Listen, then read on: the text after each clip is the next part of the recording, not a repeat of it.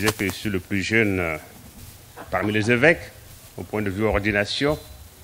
J'ai été ordonné 29 mai 2010. Et mon évêque a déjà 10 ans. Donc, voilà. Donc, c'est Justin Kietra, évêque de Wayugia, au Burkina Faso. Avant tout propos, comme tout le monde, je voudrais dire merci à Dieu qui m'a permis de venir participer à cette formation sur le crédit social. Merci à Dieu qui, à travers nos frères, les pèlerins de Saint-Michel, nous ont favorisé le voyage et permis d'être là. Pourquoi je suis venu? Pourquoi j'ai accepté faire ce voyage? Répondre à cette invitation. Comme l'a dit Monseigneur Joseph Sama, nous avons rencontré Marcel lors d'une de nos conférences à Ouagadougou, bien sûr dans la cour du centre où nous tenions la conférence, avec son béret. Bon, il était bien dynamique, à nous proposer ses fascicules, ses CD, on a pris, et voilà. Depuis ce temps, il n'a pas manqué de nous les envoyer via Internet. De temps en temps, je lis un passage, et voilà. Et les invitations chaque année de venir participer à cette formation n'ont pas manqué. Plusieurs fois répétées, et chaque fois je remettais à demain. Et je me suis dit quand même, il faut aller connaître qui sont ces gens, qui sont ces bérets blancs et qu'est-ce qu'ils font. Voilà, rien de tel. Il faut aller voir pour voir si on peut adhérer à ce qu'ils disent ou s'abstenir. Voilà. Bon, j'ai essayé de m'informer, j'ai demandé à des Canadiens qui sont ces bérets blancs-là. Bon, ils m'ont répondu. J'ai dit, bon, néanmoins, je vais aller voir. Je vais aller savoir qui ils sont. Et voilà, je suis venu et je suis très heureux de rencontrer des chrétiens, des chrétiennes. Vraiment, comme le disait une dame hier, ils sont fous. Des fous du Christ, des fous de Dieu, qui acceptent se consacrer. Consacrer leur temps, leur vie, pour un temps déterminé ou pour toujours, pour la cause du Christ, pour la cause de la justice. C'est merveilleux. En ce monde, surtout dans ce pays où certainement leur place et leur mission n'est pas facile. Oui, des chrétiens qui acceptent de consacrer leur vie parce qu'ils ont compris que rien ne vaut que de donner sa vie pour les autres. Et pour cela, je suis très heureux d'avoir fait leur connaissance de plus près. Des amis du Christ. Des amis du Christ, pourquoi je le dis? Parce que j'ai senti des femmes, des hommes qui aiment vivre dans l'intimité avec Jésus-Christ. Des amis aiment bien se rencontrer, je crois bien. Alors, j'ai rencontré, j'ai vu qu'ils aimaient vraiment rencontrer Jésus dans la prière. Une prière fidèle, une prière continue. Et cela m'a émerveillé. J'ai dit, voilà, si ces gens sont attachés à Jésus-Christ dans la prière, on peut les suivre. Autrement, si c'était que des idées ou des théories, sans Jésus-Christ, il fallait un peu se méfier. Alors, je me suis réjoui pour cela et je leur dis merci. Voilà. Des amis de Dieu, des amis de Jésus, comme je disais, mais surtout aussi des dévots de l'Eucharistie, de Jésus présent dans l'Eucharistie. Quand je les voyais communier à l'église, à genoux, avec la langue, ça m'a interpellé. Et je me suis dit, ils croient réellement que Jésus est là. Jésus est là et il faut l'adorer déjà en le recevant. Et en le recevant, en se laissant nourrir par le prêtre. Non pas le mangeant ou en le prenant manger comme une nourriture quelconque, mais se laisser nourrir par le prêtre qui œuvre au nom de Jésus-Christ. Cela m'a touché et j'ai dit vraiment, ce sont des frères, ce sont des amis qui vivent de cette Eucharistie et qui pourraient m'aider, moi aussi, dans cette dévotion et dans cet amour de Jésus Eucharistie. J'ai rencontré aussi des frères des frères et des sœurs, amis de Marie, fils et filles de Marie. Comme le disait, si on a un père, on n'a pas de mère, qui sommes-nous? Les orphelins, il y a même un saint qui disait, on est des fils du démon. Si on n'a pas mari, on a un père, on n'a pas une maman, on est fils du démon. Mais j'ai vu que mes frères et mes sœurs sont vraiment de vrais dévots de Marie. Parce qu'aimant Jésus, on ne peut pas ne pas aimer sa mère. Sinon, c'est quelque chose qui est faux quelque part. Et cela m'a conforté que ce sont vraiment des amis qui, avec leur dévotion, vont œuvrer effectivement dans le bon sens que l'Église souhaite. Et aussi, j'ai vu que leur dévotion, pour les anges, pour les saints, bon, c'est pas si ironique que ça comme dévotion. Bon, c'est merveilleux. Et on peut les accompagner, on peut croire à ce qu'ils vivent. Et surtout, le fait qu'ici, en Europe, je ne sais pas beaucoup au Canada, mais en France, il ne faut même plus parler de démons, il ne faut même plus parler de Satan, surtout pas aux enfants. Alors eux, ils en parlent. Ils croient qu'il y a une puissance adverse, il y a un ennemi quelque part. Donc, je me suis dit, et au moins s'ils ont le courage de professer cette foi-là, que s'il y a le Seigneur, il y a quelqu'un d'autre qui ne veut pas que le Seigneur règne. Voilà ce que j'ai découvert en ces amis-là.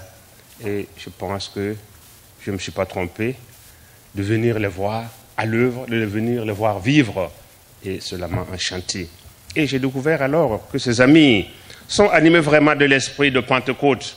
L'esprit de Pentecôte qui fait sortir de sa peur, de sa crainte. Ces amis animés par l'Esprit Saint, comme je le disais, comme disait la dame, c'est fou de Dieu qui vont frapper aux portes ici. C'est vraiment pas simple. Je ne sais pas si moi-même j'aurais eu le courage ici en Europe de venir frapper aux portes. Même dire bonjour, c'est pas simple quand on ne te connaît pas. Je vous dis que la première impression que j'ai eue, c'est une fois venu en Europe, j'ai salué quelqu'un, il m'a demandé, tu me connais? Donc ça veut dire, déjà même le salut, pour un inconnu, c'est déjà quelque chose. Et eux, ils vont avec courage pour aller dire une dizaine de chapelets. Des vrais fous du Seigneur, de Jésus-Christ. Et c'est merveilleux, et je le dis que c'est certainement avec la puissance de l'Esprit Saint. Sinon, dans ce monde, on ne peut pas avoir cette force-là d'aller de famille en famille, à parler de Jésus-Christ, parler de Marie, et que ça soit prier, quand des gens ne veulent pas prier. Avoir la force d'accepter d'être accueilli ou d'être rejeté. Et cela, ce n'est pas une fois. Et repartir de nouveau. C'est vraiment merveilleux. Et je crois que ça peut m'inspirer, dans mes actions aussi. Voilà. Que ces amis courageux, ces amis infatigables, et font du beau travail, non seulement une théorie, mais un apostolat qui certainement produira des fruits, produit des fruits et produira de nombreux fruits certainement. Voilà. Bon, ces amis de Jésus sont des amis des pauvres, parce que Jésus a aimé les pauvres. Jésus a aimé ceux qui avaient faim, ceux qui avaient soif. Et à la suite de Jésus, ils sont compatissants de ce monde, de la misère. Compatissants, et ils veulent que ce monde-là sorte de sa misère. Voilà. Il ne s'agit pas d'une compassion quelconque, mais d'une compassion qui se met à l'œuvre pour qu'ils sortent de leur misère. Et la grande bataille qu'ils ont engagée pour sortir, pour que les gens puissent sortir de leur misère, c'est ce combat contre l'injustice. Et pour cela, j'ai été très, très enchanté de faire la connaissance de leur œuvre, de leurs actions en faveur de ce monde où il y a suffisamment de richesses pour tous normalement. Et malheureusement, il y a l'injustice, il y a l'égoïsme qui est là. Vouloir tout, accaparer des milliards. Pour aller où? Pas pour aller à la tombe avec, pour laisser ça sur la terre. Malgré tout, on ne veut pas partager, sachant qu'on va tout laisser et partir. Voilà. Donc, félicitations à ces amis qui nous ont fait découvrir ce travail au nom de Jésus-Christ. Jésus a mis des pauvres, et eux, ils veulent aider les pauvres à s'en sortir, à recevoir ce qui leur est dû et à pouvoir vivre dignement ici-bas et bien sûr dans l'au-delà, parce que le Seigneur nous a créés pour le bonheur des ici et pour l'au-delà certainement. Voilà. et, comme je le disais, des fous de Dieu qui crient à qui veut l'entendre, à ses puissants, aux gouvernants, d'avoir entendu, bien sûr, dans les messages de l'Ieven et de la dame, j'ai oublié son nom, Madame Cotier, merci, qui criait à ses gouvernants et s'attaquer, bien sûr, à ces grands banquiers, ces grands financiers qui veulent tout maîtriser. Et voilà, crier cela avec courage, il le faut, et cela ne peut venir que du Seigneur. Voilà. Donc, j'ai vu aussi que ces amis du Seigneur sont les amis des papes et bien sûr de l'Église. Amis de l'Église, amis du pape, en écoutant leurs messages, en faisant les messages, les enseignements des papes et de l'Église. Donc, c'est merveilleux et je crois que cette œuvre de l'Église, œuvre bien sûr de l'Esprit Saint. Et cela m'a enrichi, cela m'a interpellé que moi aussi, je devrais faire un peu plus d'efforts pour lire les messages des papes, les encycliques, et les lettres, tout ce qui vient de Rome, faire l'effort. C'est normal. Tout comme évêque, tous les messages nous arrivent. Les encycliques, aussitôt fait, l'annonciature nous les envoie. Mais des fois, je ne pense pas que j'ai pris le temps pour les lire intégralement. La dernière encyclique, j'ai commencé à la lire. Mais bien sûr, je n'ai pas encore fini même. Voilà. Voilà, donc voir ces fidèles-là qui se sont vraiment imprégnés, qui se laissent nourrir par ces messages de la parole du Seigneur et bien sûr de la part de la hiérarchie de l'Église dans son enseignement, et ne peut que me porter aussi, moi aussi, à me cultiver mieux pour mieux aider ceux dont j'ai la charge. Voilà, c'est cela qui m'a été une interpellation et je repars bien sûr avec aussi cette conviction que bon, à mon niveau et avec mes frères de Burkina, nous essaierons d'entreprendre ce que nous avons communiqué ici et pour faire connaître ce système qui déshumanise, ce système qui veut maintenir dans la pauvreté. Et là où je suis le plus interpellé, c'est par rapport à ce que nous avons dit ici, les coopératives diocésaines de crédit, d'épargne et de crédit, CODEC, au Burkina Faso. J'ai été économe dans le diocèse de mon évêque là, le Koudougou, et j'ai mis en place une coopérative pareille. Arrivé au Yugia, cette même coopérative existe, avec bien sûr les crédits, il faut rembourser, avec 11%. Alors comment faire que petit à petit, ces prêts qui aident bien sûr, et les pauvres qui ne peuvent pas aller dans les banques, qui viennent chez nous, sans beaucoup de garanties, ils reçoivent, ils travaillent, ils viennent rembourser. Il y en a qu'il faut poursuivre pour qu'ils remboursent. Comment arriver à faire en sorte que cela soit plus juste, puisse aider les pauvres sans trop faire peser sur eux ce souci, cette angoisse du remboursement. Comment faire? Bon, c'est une réflexion à mener et à poursuivre. Voilà un peu ce que je peux dire ici. Et merci vraiment, chers amis, les pèlerins de Saint-Michel. Merci pour le beau témoignage de foi et beau témoignage de courage, d'engagement et de charité que vous nous avez, que vous m'avez donné de constater, de vivre avec vous.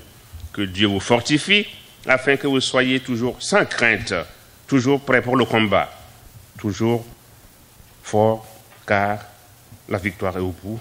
Même si ça tarde, la victoire arrivera avec Jésus-Christ. Merci du courage. Que Dieu vous bénisse.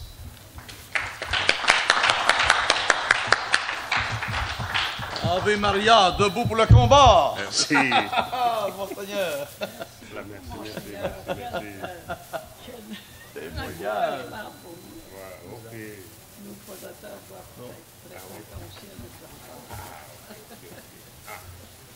Attendez, il faut la dérouler.